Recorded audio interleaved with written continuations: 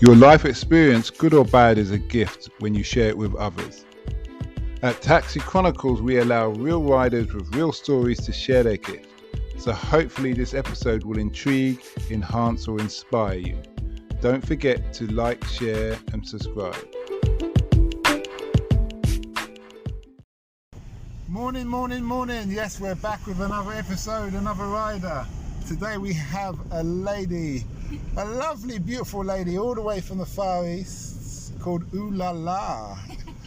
And that means, and I've just found out, the new beginnings. So we're going to be having a nice chit chat about her experience in wedding planning and all the rest of the things that she's done in life. So nice to have you here today. Hello. Nice to see you. Okay, that's nice. Yeah? So tell us, what was you said you had been a wedding planner in Japan? Yeah. What did that job involve? Well, actually, I don't think it's typical in this country, but in Japan, we normally rent a wedding dress or tuxedo in their big day.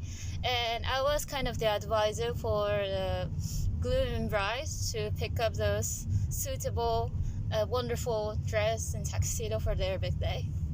Okay. Yep. And what was that like? Was it a bit like, was it an easy job, hard job, stressful?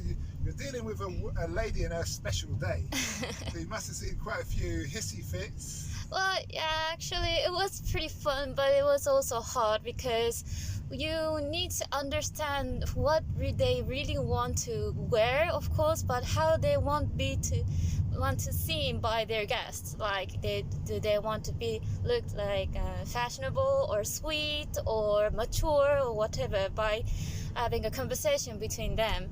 And that took a lot of time. And also you need to remember every dress type and every code of dress, like, okay, this dress name is this blah blah blah, and this brand is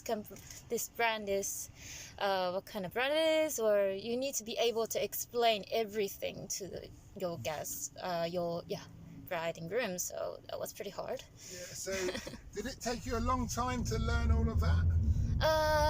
No, actually. Well, or maybe I should say yes, because first you join that company, you will start to learn what kind of brand they are handling and what kind of dress they had, and each names, and you need to take a test for that. A test? Yes. Serious?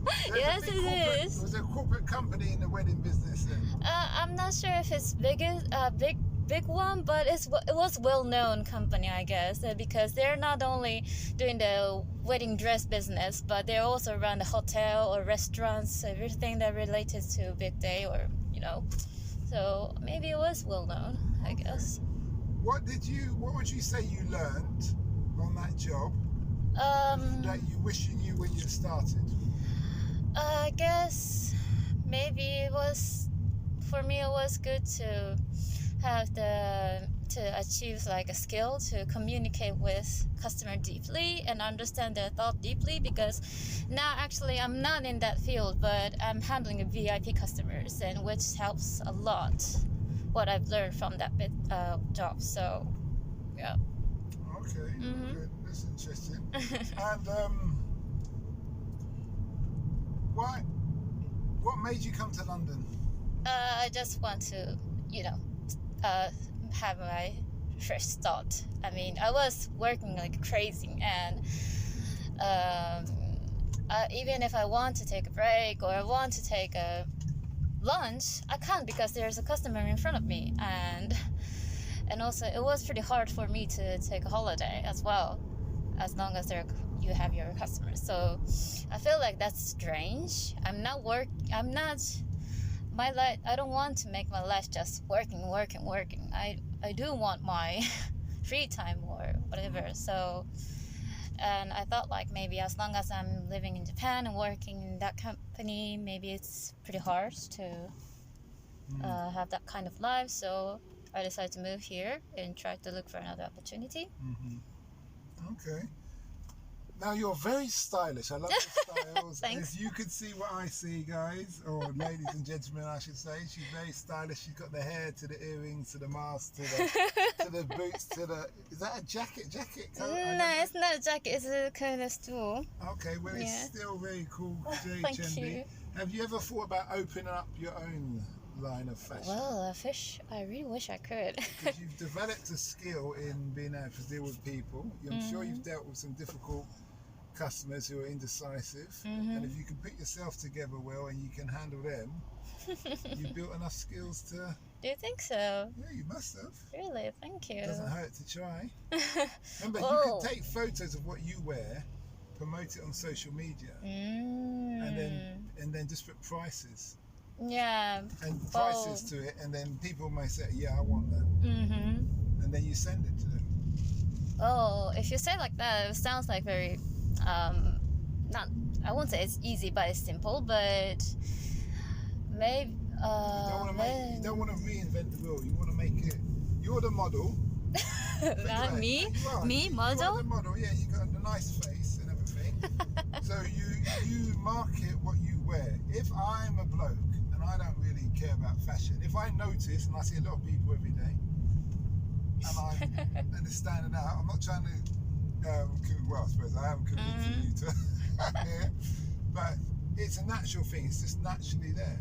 So you just take a selfie or get, however you ladies do it. Well, get maybe. Photos front, centre, and side. Post it. People. Before you know it, you're selling stuff. Maybe I can try. I don't know. Yeah, you can.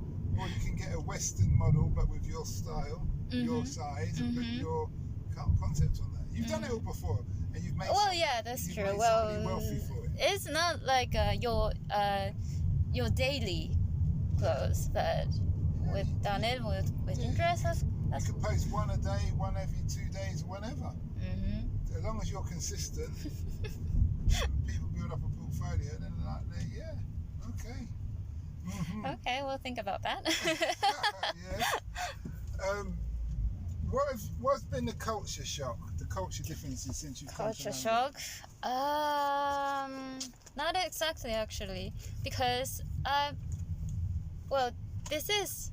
this was my first time to visit this country, but I have been living in other countries before, so I don't feel like I have a big, There's nothing that stood out. differences. Do you have an American accent? Yes. I'm trying to fix this to British, but it's pretty hard. Well, as you notice that because I have an American accent, I've been American and living in America for 6 years when I was little. Okay.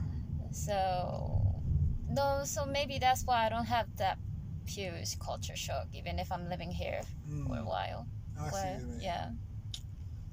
Okay. I hear you. And stuff. So, okay. So, what does the future hold for you? Future. Oh, actually, no. I'm just focusing on how I'm going to live right now. But I wish I could stay here as much as I can, or maybe try to move to another country. But probably I'm not going back to Japan anymore. Okay, you sound like a traveller. What about your family, siblings, mother, father? Yeah, they miss so much.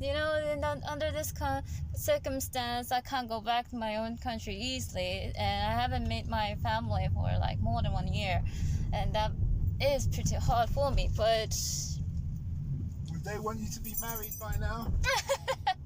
yeah, I think so. Okay, no, I was just wondering what reasons why you may not want to go home.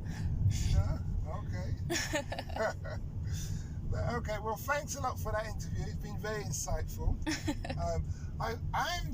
Before I go, I am very intrigued about Japan and the culture. I've never interviewed anybody from Japan. Okay. So can you give us a snippet of what life is like in Japan? The do's and don'ts for a tourist when they're going to Japan. Well, the typical thing is I think they will try to go to Shibuya to check the crossroad, the famous crossroad you can see. I don't know, maybe you might saw the saw it once in YouTube or whatever, and then they tried to go to Kyoto as well, like, watching temples and feeling cultures, and I'm not sure what else I can think about it. All right, what about this then? We'll do it like this. Mm-hmm. What's your word of advice for a Japanese person coming to live in London? Okay, that's interesting. Never thought about that before. Try to be yourself, I think. Because Japanese, they tend to be like, be the same person as other person. Like, even if they have their own opinion,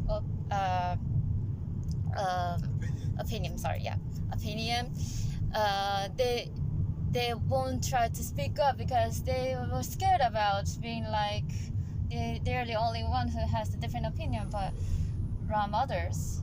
But that won't work in this country, I guess. You need to have your opinion, you need to speak out, and that will build your character in this country. So yeah, I think if that person has a very strong opinion and have strong character, then maybe that person will be suitable to live in London or other country, I guess. Do you have that? I think so. Maybe that. I think so, but maybe that's why I'm dealing with living here, I think. Okay then. Well, thanks a lot for that. Yeah. And we wish you well. Thank you.